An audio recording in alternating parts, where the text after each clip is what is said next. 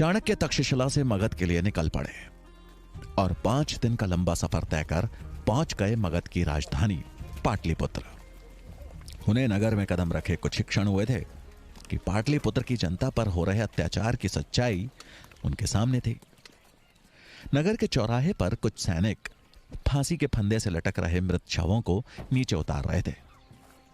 ये देख चाणक्य को समझने में देर नहीं लगी कि उन्हें सामूहिक मृत्युदंड दिया गया है। शवों को देख के उनके परिजन जोर जोर से रो रहे थे। तभी एक महिला की आवाज उनके कानों पर पड़ी, जो अपने बेटे के मृत शरीर से लिपट वहां खड़े सैनिक से रोते रोते बोली, और कितने दिन हमें ऐसे ही अपनों को खोना पड़ेगा? और कितनों को मारोगे तुम लोग? अगर कर नहीं दिया तो क्या पूरी प्रजा को मार दोगे? कहां से लाए हम इतना धन? उस औरत की बात सुन उस सैनिक ने गुस्से में उसे धक्का मारते हुए कहा, ए बुढ़िया, अगर ज्यादा आवाज करेगी तो तुझे भी लटका दूंगा इसी फंदे पे। चल चुपचाप निकल जाए यहां से। ऐसा कहकर उस सैनिक ने उसके बेटे के शव को उठाकर बैलगाड़ी में लाद दिया और वहां से निकल पड़ा। चाणक्य से यह देखा नहीं गया। वो दौड़ते हुए उस औरत के पास पहुंचे और उसे सहारा दे, मां जी संभल कर। ऐसा कहकर उन्होंने उस रोती हुई बूढ़ी महिला को एक पेड़ के नीचे बैठाया और बोले, मां, मैं आपका दुख तो कम नहीं कर सकता और ना ही मैं आपका पुत्र आपको लौटा सकता हूं, लेकिन इतना अवश्य कह सकता हूं कि शीघ्र ही इन परेशानियों का हल खोज दूंगा। मैं राजा धनानंद के दरबार जा रहा हूं और वचन देता हूं कि प्रजा के दुख से उन्हें अवगत कराऊंगा। ये राज्य ऐसे नहीं चल सकता। उन्हें इस समस्या का समाधान करना ही होगा।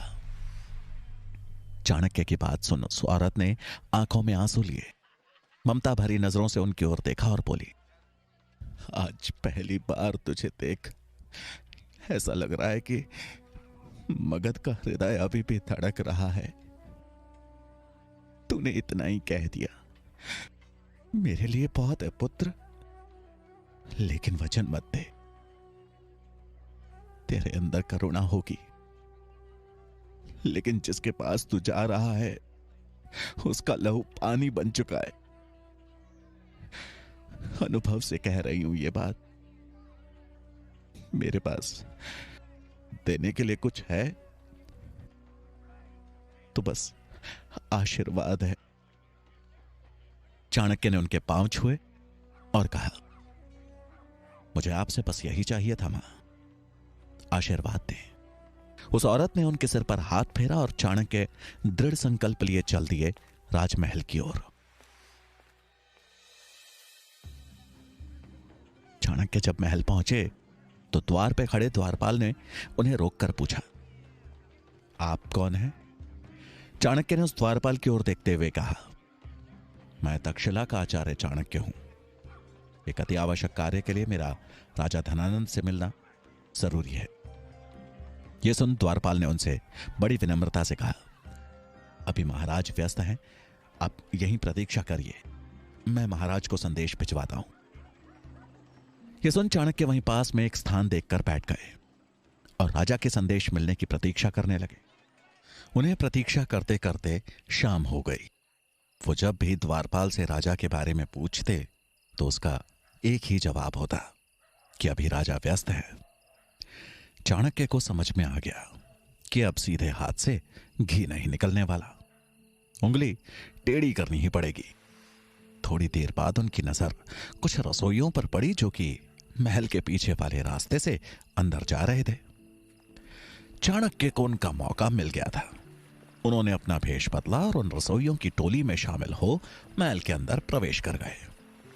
लेकिन राज दरबार तक पहुंचना अभी भी आसान नहीं दिख रहा था, क्योंकि अंदर एक द्वार पे खड़े कुछ सैनिकों ने सबसे आगे चल रहे रसोइयों को रोककर पूछा, कितने लोग हैं आज? उसने जवाब दिया, आज भी 10 लोग हैं। यह सुन एक सैनिक ने गिनती शुरू कर दी कि तभी चाणक्य का दिमाग तेजी से चलना शुरू हुआ। उन्हें जल्दी उपाय ढूंढना था, नहीं तो वो पकड़े जाते। जिस तीव्रता से उनका दिमाग चल रहा था उसी तेजी से उनकी नजरें भी घूम रही थी। इधर सैनिक की गिनती 6 तक पहुंच चुकी थी। तभी चाणक्य की नजर सामने रखे फूलदान पर पड़ी और उन्होंने चालाकी से उस फूलदान को गिरा दिया। ये देख कतार में खड़े रसोइये उस फूलदान को उठाने के लिए एक साथ झुंड में हो गए।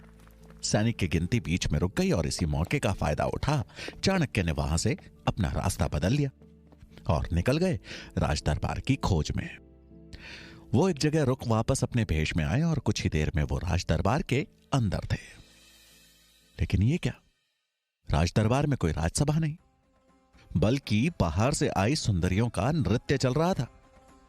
धनानंद नशे में चूर सुंदरियों के नृत्य का आनंद ले रहा था। अचानक उसकी नजर मैली धोती पहने ब्राह्मण पर पड़ी और वो गुस्से में बोला, कौन हो तुम? अंदर कैसे आए? नृत्य वहीं रुक गया।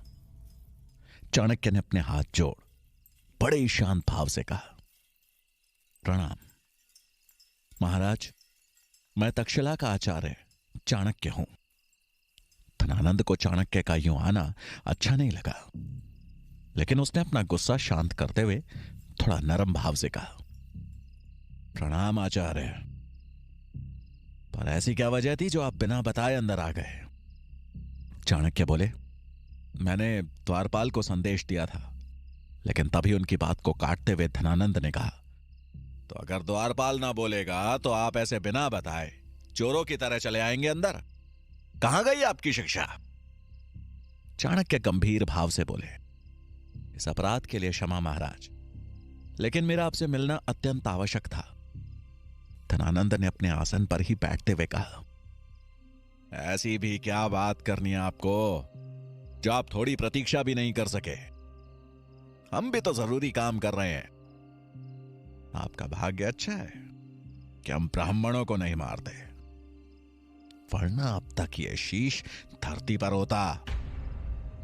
ये कहते हुए राजा धनानंद ने एक गहरी सांस ली और कहा, अब जब आपने इतना साहस दिखाई दिया है तो बताइए, क्या बात करनी है आपको? चाणक्य चिंतित भाव से बोले, गांधार के राजा आंबी ने मैसेडोनिया के सम्राट सिकंदर के सामने आत्मसमर्पण कर दिया है। अब सिकंदर कभी भी भारत पहुंच सकता है। उसको रोकने के लिए हमें अखंड भारत का निर्माण करना होगा और मैं इसी विषय पर चर्चा करने आया हूं महाराज। तभी धनानंद ने चाणक्य को अपने पास आने का इशारा करते हुए कहा, आपको चर्चा करनी है ना, तो यहां पास में आकर कीजिए चर्चा। चाणक्य असमंजस में थे, लेकिन राजा की आज्ञा का पालन कर पहुंच गए उनके पास। चाणक्य के पास आते ही धनानंद ने कहा, अपने घुटनों पे बैठ जाइए। चाणक्य ने इस अपमान को सह लिया, क्योंकि उस समय उनके मन में सिर्फ और सिर्फ प्रजा और देश की चिंता थी। वो अपना स्वाभिमान त्याग वहीं घुटनों के बल बैठ गए। वो बैठे ही थे कि धनानंद ने उनकी तरफ गुस्से से देखा और कहा, ये है तेरी औकात। अब तू मुझे सिखाएगा कि राज्य कैसे चलाना है, कैसे सुरक्षा करनी है? अब तू बताएगा मुझे कि अपने राज्य का विस्तार कैसे करना है? तो कौड़ी का शिक्षक है तू। चुपचाप अपना काम कर। युद्ध के बारे में सोचना और लड़ने का काम हमारा है, समझा? ये सुनते ही चाणक्य बोले, क्षमा महाराज, मेरी शिक्षा ने मुझे यही सीख दी थी कि ये राज्य जितना आपका है उतना ही हम सबका। मैं तो अपना कर्तव्य समझ आपसे मदद मांगने आया था। केवल आप ही हैं जो सिकंदर को रोकने का सामर्थ्य रखते हैं। धनानंद गुस्से में खड़ा होकर गरजा, हमें अपने सामर्थ्य का ज्ञान है और जब सिकंदर मगध पर आक्रमण की सोचेगा तो हम उससे निपट लेंगे। सीमा सुरक्षा राजा का नहीं, सैनिक का कार्य है। अब इससे पहले कि हम भूल जाएं कि तुम एक ब्राह्मण हो, जिस गति से आए थे उसी गति से बाहर निकल जाओ। चाणक्य ये अपमान सह नहीं पाए और धनानंद की आंखों में आंखें डालकर बोले,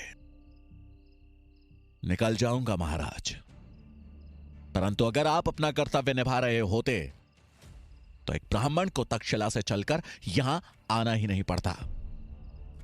राजा का कर्तव्य दुर्बलों की रक्षा करना है, ना कि उन पर अत्याचार करना। और मगध की दशा देख मुझे इतना आभास तो हो गया है कि हम शीघ्र ही संपूर्ण भारत सिकंदर को भेंट स्वरूप दे बैठेंगे। यह सुनते ही धनानंद का पारा आसमान चढ़ गया और उसने चाणक्य को जोर से लात मार के नीचे गिरा दिया और सैनिकों को आवाज लगाते हुए कहा, ब्राह्मणों का मान सम्मान इस चोटी में होता है ना? इस दरिद्र ब्राह्मण को इसकी चोटी से खींचते हुए बाहर ले जाओ।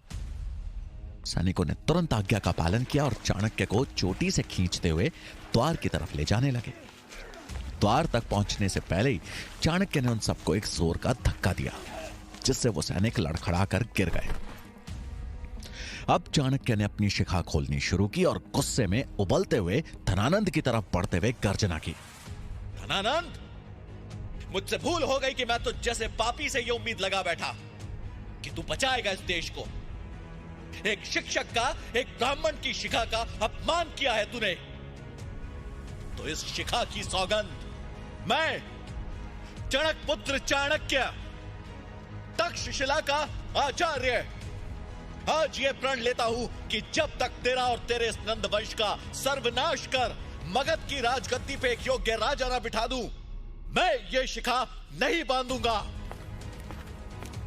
ये बोल चाणक्य वहां से तेजी से निकल गए।